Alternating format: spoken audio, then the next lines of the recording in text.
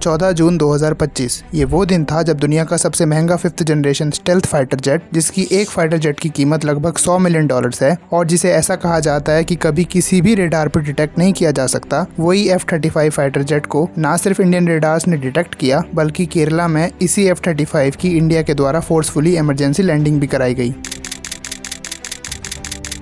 और ये so called invisible fighter jet पूरे 1 महीने के लिए वहीं तिरुवनंतपुरम केरला के एक सिविलियन एयरपोर्ट में पड़ा रहा और केरला में एक सबसे एक्सपेंसिव टूरिस्ट अट्रैक्शन बन गया। फिर पूरा इंटरनेट, पूरा सोशल मीडिया इसी के मीम से भर गया। पर इसी हंसी मजाक में किसी ने ये ध्यान नहीं दिया कि इसी फाइटर जेट को खरीदने के लिए डोनाल्ड ट्रंप और अमेरिका इंडिया को कह रहे थे।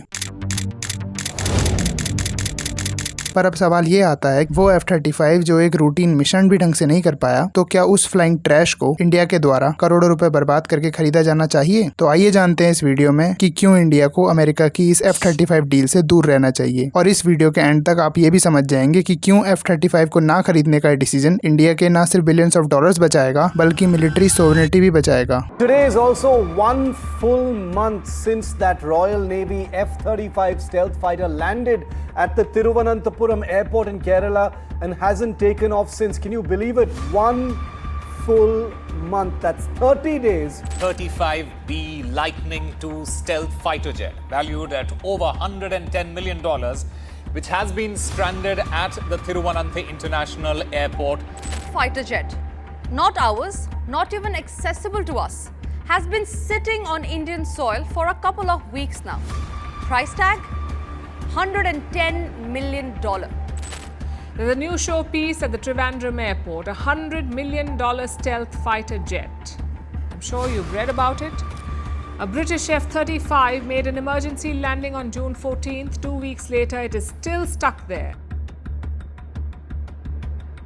तो शुरू करते हैं इसे ना खरीदने के सबसे इम्पोर्टेंट रीजन से, जिसे कहते हैं किल स्विचेस। अब यहाँ किल स्विच उस मेथड को कहते हैं जब कोई कंट्री दूर से बैठे बैठे एक फाइटर जेट को कंट्रोल कर सके, जैसे उस जेट के अंदर बैठे पायलट के इंस्ट्रक्शन को ओवरराइड करके और फाइटर जेट की ओवरऑल फंक्शनैलिटी को कम करके। और ये सिर्फ वही कंट्री कर सकती है जिसने उस फाइटर जेट को बनाया है और उसमें कोड्स डाले हैं, जो F-35 के केस में अमेरिका है। और इसका एक बहुत बड़ा एविडेंस ये है कि जब 1980s में ऑस्ट्रेलिया ने, जो कि एक अमेरिका का one of the closest ally है और 5 आई नेशन में से एक है, तो उसने जब यूएस के कुछ F-15 जेट्स खरीदे और फिर जब मॉक ड्रिल्स के टाइम पे उनको टेस्ट करने के लिए उड़ाया, तो ऑस्ट्रेलियन पायलट्स ने एक बात नोटिस करी कि वो काफी सारे टारगेट्स पर लॉक इन नहीं कर पा रहे हैं और वो फाइटर जेट उन पायलट्स की कमांड को ओवरराइड कर दे रहा है, जिसका सीधा सीधा मतलब ये था कि कोई तो उस फाइटर जेट के अंदर के इनबिल्ट सॉफ्टवेयर की मदद से उसे कंट्रोल कर रहा था। और ये अमेरिका के अलावा और कौन ही कर सकता था, जिसने उन फाइटर जेट्स को बनाया था। तो अगर अमेरिका ये सब ऑस्ट्रेलिया के साथ कर सकता है, जो उनका एक इंपॉर्टेंट मिलिट्री पार्टनर है, तो क्या ही गारंटी है कि वो इंडिया के साथ ऐसा नहीं करेंगे। और मॉडर्न फाइटर जेट जैसे F-35 बाहर से एक फाइटर जेट हैं, पर अंदर से वो एक फ्लाइंग कंप्यूटर के जैसे हैं,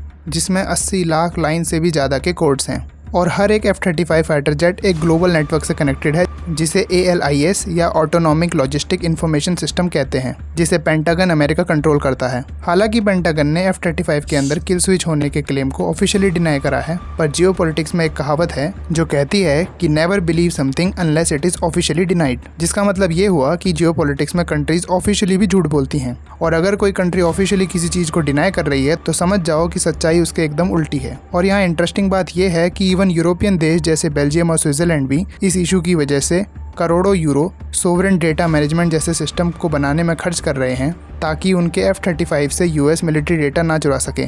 तो जब अमेरिका के अपने अलाइज तक उस पर ट्रस्ट नहीं कर रहे हैं, तो क्या इंडिया को अमेरिका पर ट्रस्ट करना चाहिए? तो अब बात करते हैं केरला इंसिडेंट की, जिसके बारे में मैंने वीडियो की स्टार्टिंग में भी बताया था। तो 14 जून 2025 को एक British F-35B fighter jet Kerala में इमरजेंसी लैंडिंग करता है, पर बजाय पास के एक इंडियन मिलिट्री बेस में लैंड करने के वो सिविलियन एयरपोर्ट पे लैंड करना चूज करता है। और उसके फेलियर का ऑफिशियल रीजन ब्रिटेन हाइड्रोलिक सिस्टम फेलियर बताता है, पर एक थ्योरी के अकॉर्डिंग ये भी तो हो सकता है कि इंडियन रेडार सिस्टम की वजह से उसे इमरजेंसी लैंडिंग करनी पड़ी हो। और चाहे आप ये थ्योरी पे मानो या ना मानो, बट एक चीज तो कोई नहीं नकार सकता कि F-35 के इस इनविजिबल स्टेल्थ फाइटर जेट होने के क्लेम की पोल तो इंडियन रेडार सिस्टम ने खोल के रख दी है। और पूरे 1 महीने तक ये जेट केरला मानसून की बारिश में भीगता रहा और यूनाइटेड किंगडम की पूरी 40 लोगों की टीम, जिसमें लॉकहीड मार्टिन के इंजीनियर्स भी शामिल थे, एक सिंपल हाइड्रोलिक प्रॉब्लम को सॉल्व नहीं कर पाए। और फिर लास्ट में इस जेट को डिसमेंटल करके पीसेस में यूके ले जाया गया। और ये इंसिडेंट F-35 के अंदर की फंडामेंटल प्रॉब्लम्स को साफ साफ एक्सपोज करता है। अगर एक फाइटर जेट जिसकी $100 मिलियन से भी ज्यादा की कीमत है पर वो अपनी रूटीन फ्लाइट को बिना ब्रेकडाउन के पूरा नहीं कर पा रहा, और फिर जिसके बेसिक फेलियर को सॉल्व करने में 40 लोग लग रहे हों, क्या वो फाइटर जेट एक एक्चुअल वॉर के समय के लिए रिलायबल होगा?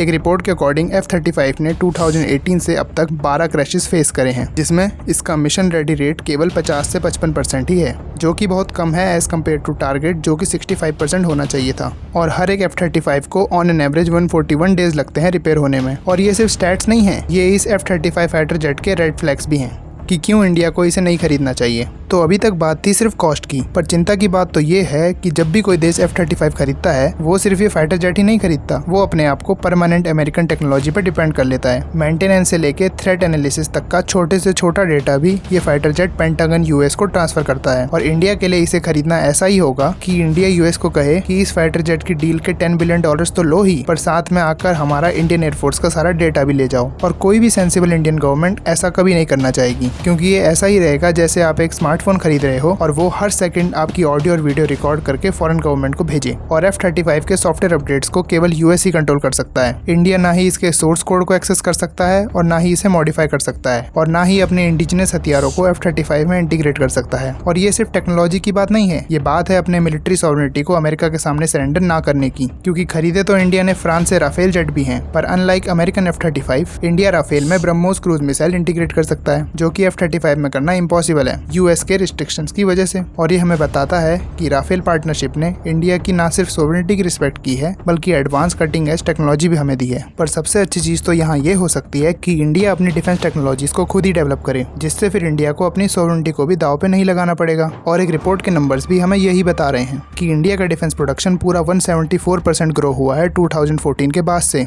और अब 1.27 लाख करोड़ रुपीस पहुंच गया है फाइनेंशियल ईयर 2023-2024 तक। इंडिया से फॉरेन कंट्रीज को होने वाले डिफेंस एक्सपोर्ट भी 3 टाइम्स हो गए हैं और 21,000 करोड़ रुपीस के मार्क को क्रॉस कर गए हैं, जिसमें ब्रह्मोस मिसाइल और आकाश एयर डिफेंस सिस्टम शामिल हैं। और ये सिर्फ ग्रोथ ही नहीं है, ये इंडिया का रेवोल्यूशन है आत्मनिर्भर भारत की तरफ। द AMCA प्रोग्राम, जो कि इंडिया का अपना 5th generation stealth fighter jet programme है, उसे ऑलरेडी इंडियन गवर्नमेंट से 15,000 करोड़ रुपए का एलोकेशन हो गया है। और ऐसा कहा जा रहा है कि 2035 तक ये बनकर तैयार हो जाएगा, जो कि F-35 से भी बेटर और एडवांस फाइटर जेट होगा। और फिर इसमें इंडिया जैसे मर्जी मॉडिफिकेशन और इंटीग्रेशन कर सकता है, और वो भी इंडियन इंजीनियर्स की मदद से।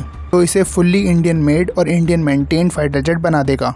और ये सिर्फ एक एयरक्राफ्ट बनाने की बात नहीं है, ये बात है एक इकोसिस्टम बनाने की। इंडिया ने ऑलरेडी अब तक 14,000 से ज्यादा डिफेंस आइटम्स को इंडिया में ही मैन्युफैक्चर करना शुरू कर दिया है। इसने इंडिया की इंपोर्ट डिपेंडेंसी को 70% से सीधे 35% पर ला दिया है। और इंडिया के डिफेंस में अब प्राइवेट सेक्टर भी 21% कंट्रीब्यूट करता है, जो कि ना सिर्फ उस सेक्टर में जॉब क्रिएट कर रहा है, बल्कि एक्सपर्टीज भी क्रिएट कर रहा है, जो इंडिया को लॉन्ग टर्म में हेल्प करेगा। और इंडिया ये सब कर रहा है F-35 की एक फ्रैक्शन की कॉस्ट में, जिसकी वजह से इंडिया बिलियंस ऑफ डॉलर्स तो बचा ही रहा है, साथ में कंट्री की सोवरेनिटी भी बचा रहा है। तो केरला इंसिडेंट सिर्फ एक खराब हुए F-35 के बारे में नहीं है, ये इंसिडेंट इंडिया को बताता है कि उसे क्या डिसीजन लेना चाहिए। Technical failure, foreign dependency, sovereignty concern और सुपर एक्सपेंसिव कॉस्ट जैसे इश्यूज में फंसने से अच्छा है कि इंडिया पहले ही इसे खरीदने से मना कर दे। इवन इलॉन मस्क ने भी F-35 को एक जंक और ऑब्सोलीट फाइटर जेट कहा है, और वो ये कोई गुस्से में नहीं बोल रहा था, वो तो बस इस फाइटर जेट की टेक्निकल सच्चाई बता रहा था। और ना सिर्फ इंडिया बल्कि किसी भी देश के लिए F-35 खरीदना सबसे बड़ी मूर्खता होगी। और इंडिया को अब यहाँ चुनना होगा कि या तो बिलियंस ऑफ डॉलर खर्च करके इस फ्लाइंग ट्रैश F-35 को खरीदे, जो कि किल स्विच और सर्वेलेंस सिस्टम के साथ आता है, या उन पैसों का इवन छोटा सा हिस्सा ही अपने इंडिजिनस डिफेंस प्रोग्राम्स पर लगाए, जो इंडिया को आने वाले 10-20 सालों में एक ग्लोबल डिफेंस पावर बना सकता है। मेरे अकॉर्डिंग तो चॉइस साफ है कि इंडिया को अपने खुद के डिफेंस टेक्नोलॉजीज और प्रोग्राम में पैसे इन्वेस्ट करने चाहिए, ना कि इन फॉरेन फाइटर जेट्स को बाय करना चाहिए, स्पेशली अमेरिका के और स्पेशली F-35। और लास्ट में मेरा आपसे बस एक ही सवाल है कि इस 21st सेंचुरी के मॉडर्न एरा में, जहां डेटा ही न्यू ऑयल है और टेक्नोलॉजी ही देशों के बीच में एक युद्ध के मैदान जैसा है, तो ऐसे टाइम में वो देश जो दूसरे देशों के बने वेपन सिस्टम को यूज करते हैं,